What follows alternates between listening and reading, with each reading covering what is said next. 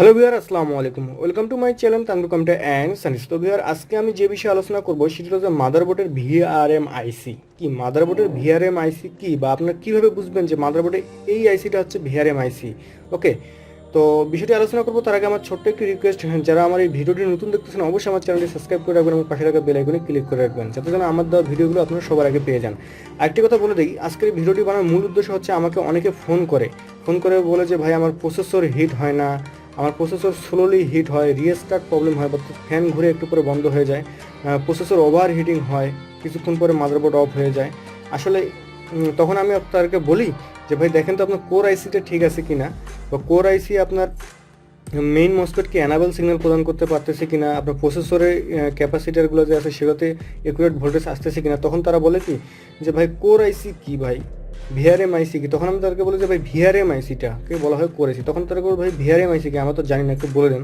তখন তাদেরকে আমি বলে দিই ফোনে, কিন্তু তারা তবুও ঠিকমতো বুঝতে পায় না, অনেকে আমি ভিডিও কলেও বুঝাই দিই আর কি।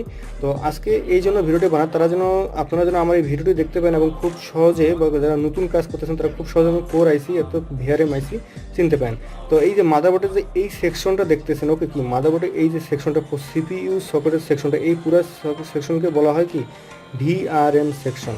তো আবারও বলছি কি, এই পুরো সেকশনটাকে বলা হয় ভিআরএম সেকশন। ভিআরএম সেকশনের পূর্ণরূপ হচ্ছে কি ভোল্টেজ রেগুলেটর মডিউল। ওকে, এই ভিআরএম সেকশনের কাজ হচ্ছে কি 12 ভোল্ট সিপিইউকে 12 ভোল্ট প্রদান করা, কি ভিআরএম আইসিকে সিপিইউকে 12 ভোল্ট প্রদান করা, অর্থাৎ সিপিইউকে যখন যে পরিমাণে ভোল্টেজ লাগবে সে ভোল্টেজ প্রদান করা আসলে। ওকে, তো এখনও বলি যে ভিআরএম আইসি কোনটা। ওকে, কি ভিআরএম আইসি বা কোর আইসি কোনটা। মাদারবোর্ডে সবসময় দেখবেন যে আপনার সিপিইউ সকেটের উপরের দিকে থাকে, কি সিপিইউ সকেটের উপরের দিকে। এই যে দেখেন সিপিইউ সকেটের উপর দিকে, কখনো এই সাইডে থাকে, কখনো আবার এই সাইডে থাকে, আবার কখনো এই সাইডে থাকে। আমি বেশ কয়েকটা মাদারবোর্ডে দেখা দিই, এটা বিভিন্ন আকৃতির হয়ে থাকে, ছোট বড় বিভিন্ন মাঝারি হয়ে থাকে।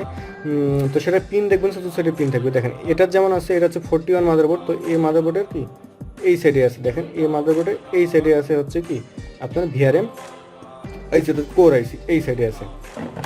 আরেকটি মাদারবোর্ড দেখাই, এটা কি সিপিইউ সকেটে একবারে সোজাই আছে এই আইসিটা। তো এখন আরেকটি মাদারবোর্ড আপনাকে দেখাই, তাহলে বুঝতে পারবেন যে দেখেন এই আইসিটা কি একটু বড়। ওকে, কি এই আইসিটা একটু বড় এবং এটা কি র্যাম সকেটের সাথে আছে। কিছু কিছু মাদারবোর্ডে দেখা যায় যে আপনার সিপিইউ যে সকেটটা আছে, এই সকেটটা 12 ভোল্টের সকেটটা 12 ভোল্টের সকেটটা, এই সকেটটা এই দিকে থাকে এবং আইসিটা এই সাইডে থাকে, কিন্তু খুবই কম দেখা যায়। কিন্তু বেশিরভাগই দেখা যায় যে সিপিইউ সকেটের উপরের অংশ দিয়ে আপনার দেখতে পাবেন। আশা করি আপনাকে বিষয়টা বুঝাতে পারছি। এখন আসি যে আপনার কিভাবে বুঝবেন, যে নির্দিষ্ট করে কীভাবে বুঝবেন যে এই আইসিটা ভিআরএম আইসি। এর কিছু নিয়ম আছে বোঝার, তো আমি এই টেকনিকটা আপনাকে এখন বলবো, আমি যেটা নিজে ফলো করি আর কি। তো দেখেন আমি আপনাকে আর্ট করে দেখাই। তো ধরেন এটা হচ্ছে আমাদের আইসি, এর চতুর্থ সাইডে এরকম কি পিন থাকবে।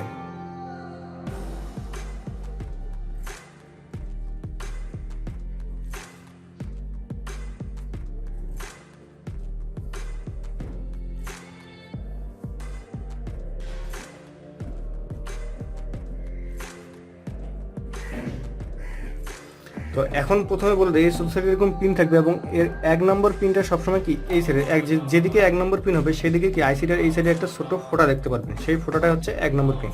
তো এখন আপনাকে বলি আপনি কীভাবে বুঝবেন যে এটা হচ্ছে ভিআরএম আইসি। দেখেন এরকম একটা টান থাকবে। ওকে, কি এই দেখেন এরকম একটা টান থাকবে এবং নিচের দিকে একটু টানটা একটু মোটা থাকবে এরকম।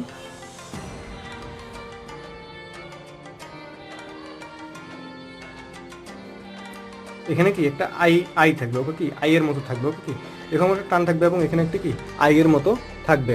আশা করি আপনাকে বিষয়টা বুঝতে পারছি। এবং এর নাম্বার বিভিন্ন রকমের হয়, তো আমি একটা নাম্বার বলে দিচ্ছি, 9583 এই ধরনের নাম্বার হয়ে থাকে। আবার বিভিন্ন রকম এখানে সিরিয়াল নাম্বার দেওয়া থাকে, FE বা AM, এ ধরনের বিভিন্ন রকম সিরিয়াল থাকে। ওকে, কি এরকম একটা আইয়ের মতো উপরে অপশন থাকবে, তারপর কি নিচে একটা কি এরকম টান থাকবে, সেটাকে বুঝবেন যে আপনার এটা হচ্ছে ভিআরএম আইসি বা কোর আইসি। আশা করি আপনাকে বিষয়টা বুঝতে পারছি। ওকে, তো আবার আমি রিপ্লে করে দিচ্ছি, এই ভিআরএম আইসির কাজ হচ্ছে মাদারবোর্ড বা প্রসেসরকে এনাবেল সিগন্যাল প্রদান করা, কি 12 ভোল্ট নিয়ে ভিআরএম সেকশনের যে মসফেটগুলো আছে এই মসফেটগুলোকে কি এনাবেল সিগন্যাল প্রদান করা। আশা করি আপনাকে বিষয়টা বুঝতে পারছি।